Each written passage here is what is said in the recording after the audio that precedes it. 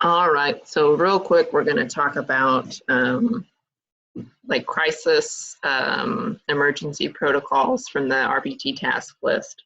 So it's not cut and dried. Obviously, every agency that you work for in each state is a little bit different. For instance, at the LCD clinic, kind of our go-to, we don't do any kind of restraint. We don't do any kind of like seclusion.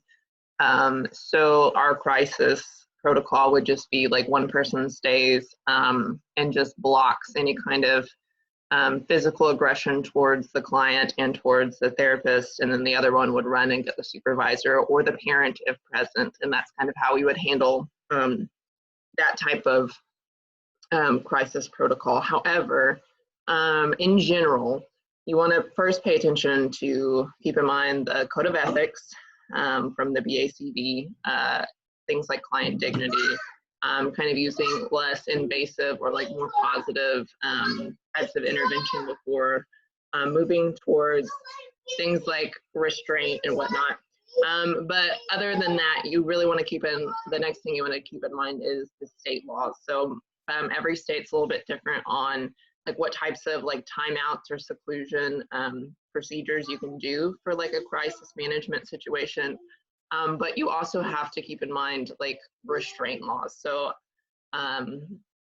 and different states also vary on like what types of restraints you can use, like mechanical versus physical, that sort of thing. So again, it depends what agency and what state you're working for. So the next kind of level that you want to consider is agency kind of laws or protocols. So in each agency that you work for, like I said, at the LCD clinic, like we don't use any kind of restraint. So you want to adhere to whatever the agency kind of has in place. Like obviously before you come into that situation, you want to be trained on it. But an example of that would be like maybe the agency you work for, like 2 people have to be present and you can do like a full physical restraint. Can't use any mechanical restraints, can't use any kind of seclusion. But like if something like an emergency arises, like 2 people have to be present and it has to be documented a certain way. So you just want to really make sure that you're following that to the letter so that nothing can legally kind of be held against you. You want to hold yourself accountable, and it's just the right thing to do. So last, I think is kind of important and goes along with kind of like client dignity, what I was talking about at the beginning.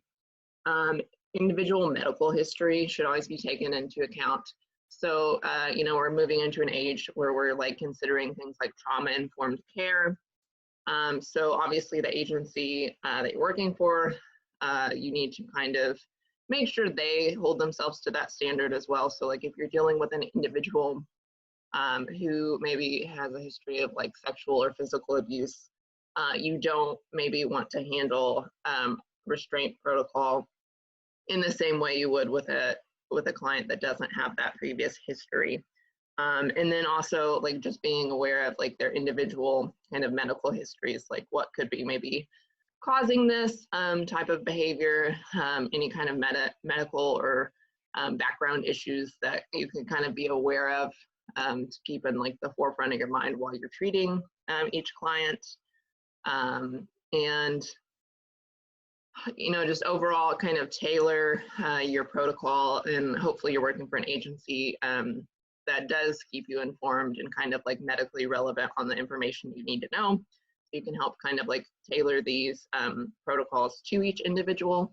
But again, it's so diverse between every agency and state that you work in. So really you just kind of like, I think the best thing you can do is know what needs to happen before the situation arises and kind of practice it. And that's it.